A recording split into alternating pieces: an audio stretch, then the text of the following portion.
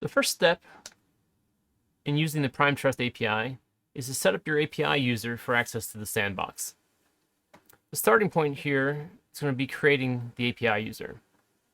In this Postman collection, I have a demo environment set up with some variables.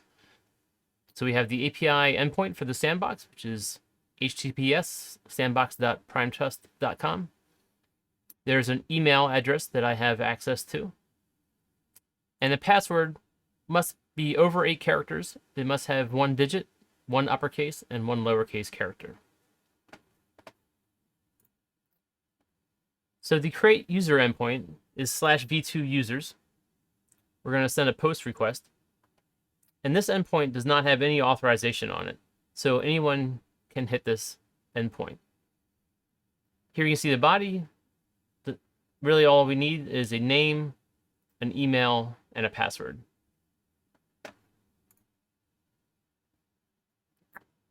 So you can see my user was created.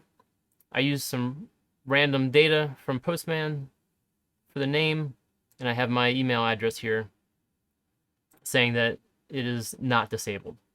So this is now an active API user.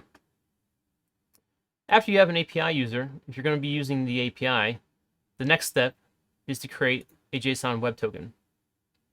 The endpoint for creating the JSON web token /oath/JWTS requires HTTP basic authentication using the API user email and the password that I just used to create the user for authentication using basic auth. The body of this request is going to contain 2 pieces of important data, both of which are optional. So expires at is setting a hard date and time for when this token will expire. If you do not include this data, you'll have exactly 7 days from the time that you create the token before it expires. In this example, I'm actually using the field CIDR here to specify that this JWT is only going to be relevant when sending from my server IP address, which I'm using a script to capture that and place in this variable. And here's the token. I also have a script in this collection that is saving this token into my environment so I can use it on all other API calls that we'll call after this. One other thing to know about creating a user is when you go to create a user, you will get an email that says, "Welcome to Prime Trust." And this is where you'll be able to see the cloud portal that's available. All right, so this is my old user. I'm going to use the demo user.